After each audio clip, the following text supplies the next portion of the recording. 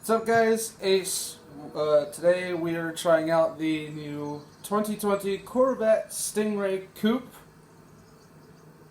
the C8 in Forza Horizon 4. I have race tires, race tire width, I have race weight reduction, race springs, brakes, and anti-roll bars. Other than that, the car is almost completely stock. I gave it about 552 horsepower, 523 foot-pound torque. So it's got a bit more horsepower under it, but only just enough to bring it up to 200 miles an hour on a highway. Probably won't do quite that fast on the track. The straights aren't as long, and Goliath at these speeds is kind of just mostly corners.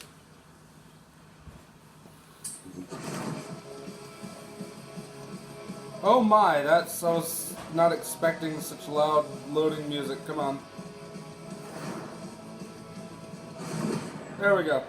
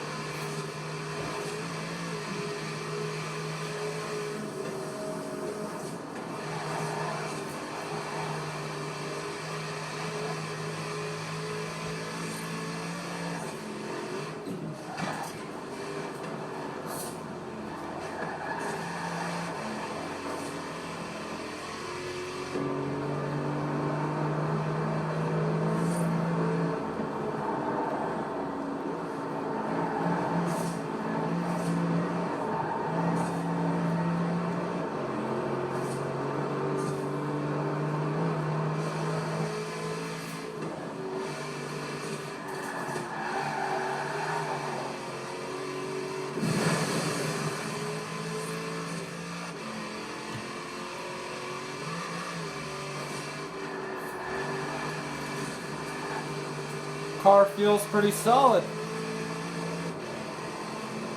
Although it's got this nasty characteristic where if you're braking while turning in, it wants to go for oversteer. The back end wants to lose traction. Maybe a little too easily. I did notice that the stock car had 40% front, which means most of the weight is firmly in the rear. Even with the weight reduction and everything, it's still 47%. Still at least 53% back. And you want 50-50, not 47-53.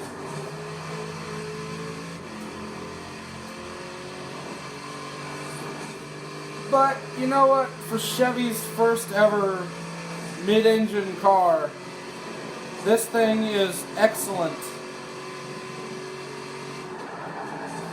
When you consider what it is, like, come on.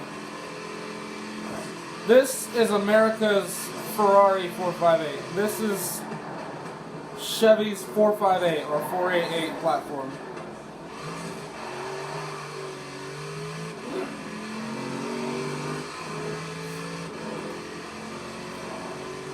Strangely enough, stock, it's got something like 493 horsepower.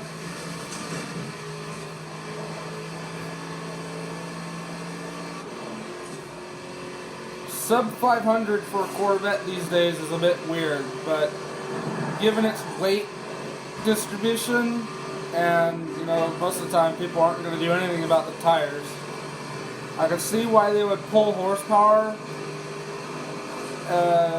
and rely on the car's handling ability. This car is definitely more of a handling car.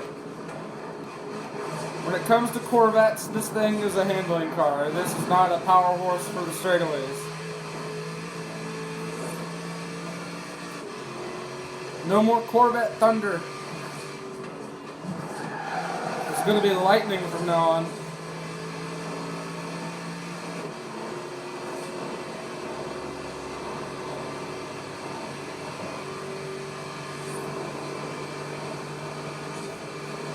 Assuming all goes well for Chevy selling the C8 platform, it's got its issues, but they're nothing.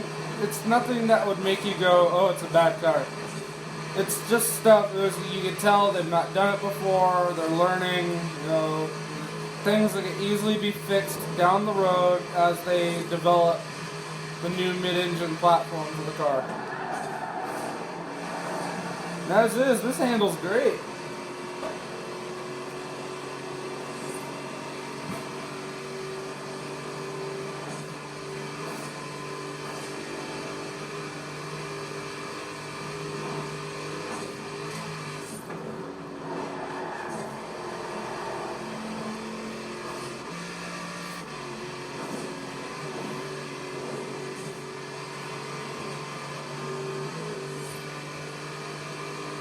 It's got a decent straight line.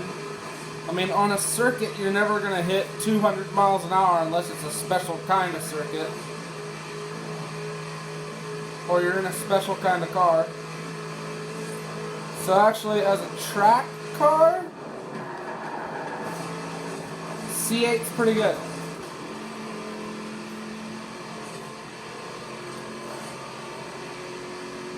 It's finally a change in the American automotive industry when it comes to sports cars.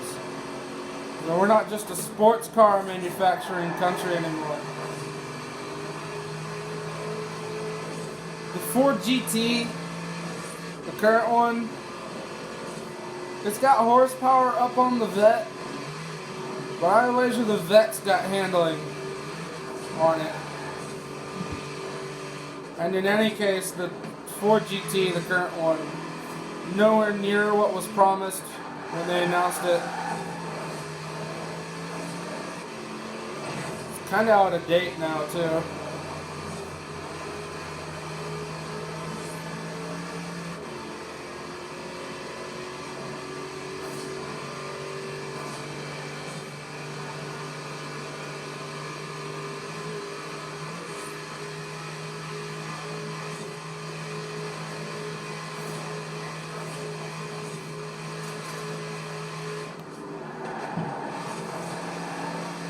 Now that handled very nicely. Once you're at speed and if you keep the RPM up, there's not really any problem.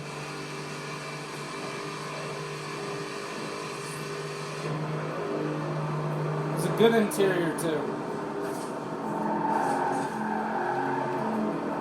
So I mean, the oversteer would not have done that normally.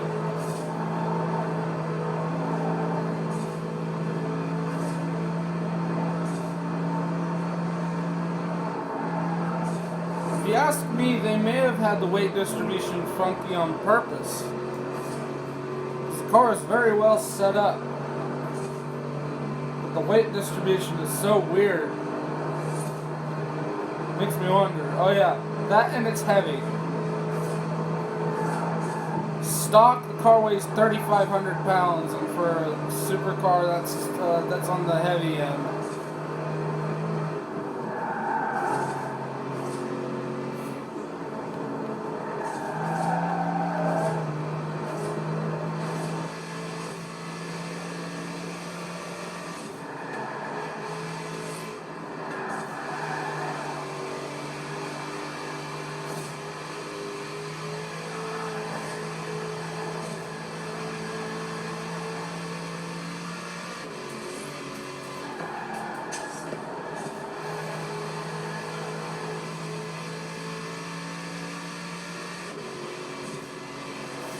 What kind of lap time we get here?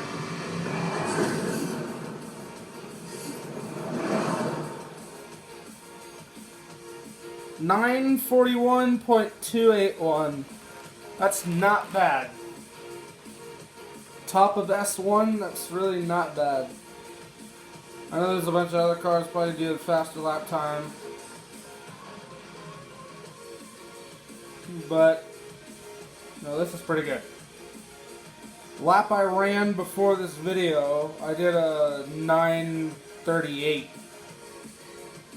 So I ran about 3 seconds slower here, but then again I had to deal with the AI a bit more weirdly.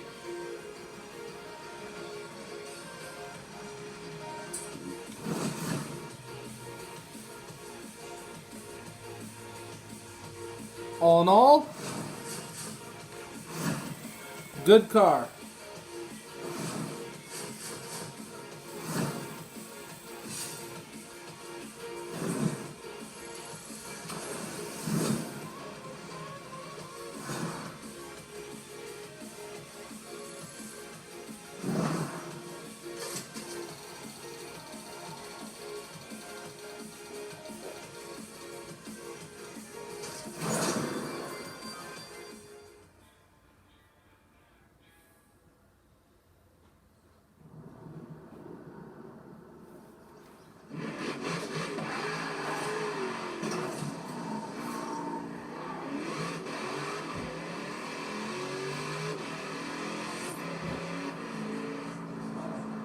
Well, all you guys noticed I only used 6 gears that whole race, but this thing has an 8-speed. It doesn't have the power to use all 8 of the gears. I actually think maybe the top 2 are for highway cruising. Oh, sorry, I wasn't paying attention.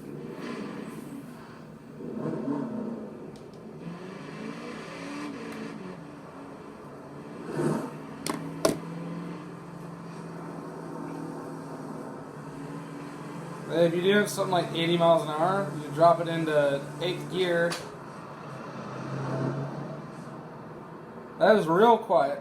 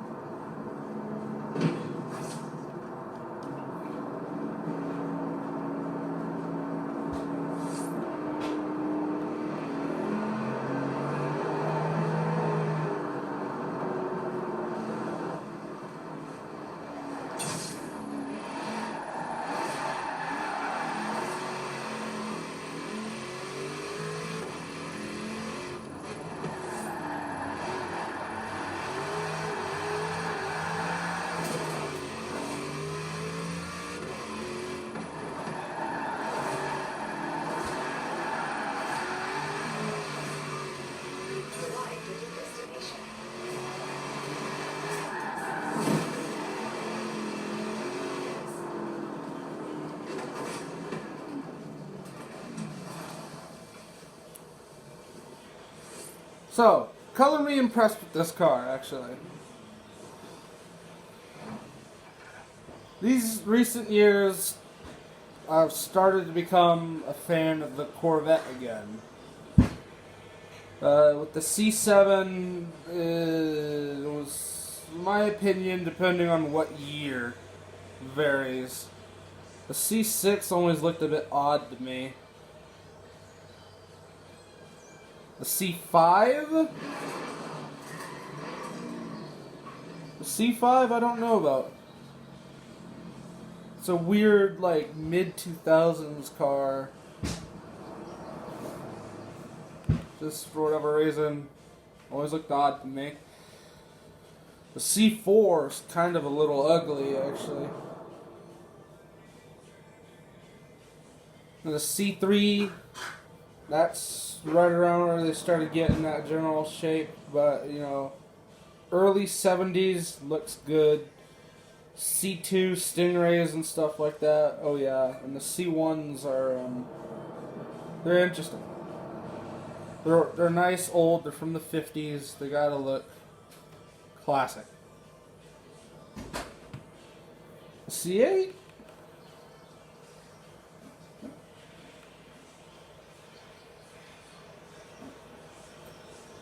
I kinda like this. It's strangely pretty and aggressive.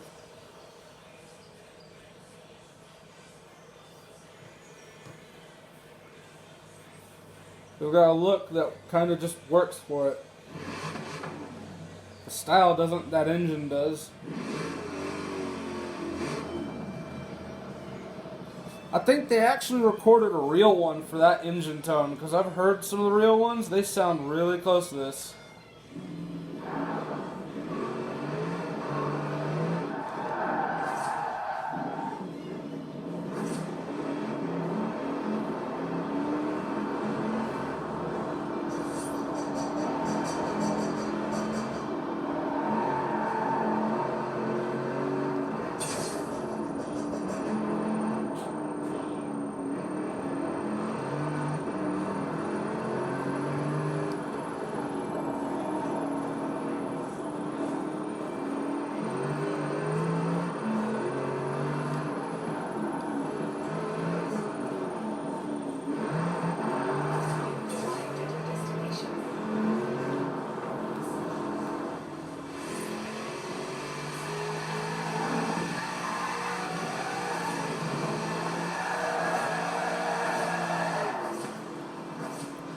That's why I think they did the weight distribution on purpose.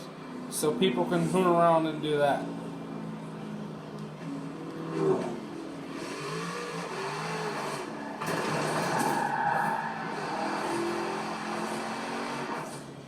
Yeah, I think with all that weight in the rear, it would be really easy under braking to get this thing to start kicking the tail. And then all you gotta do is hold the throttle at an RPM, especially for certain corners. So I think they did that weight distribution on purpose. Of course, I could be wrong.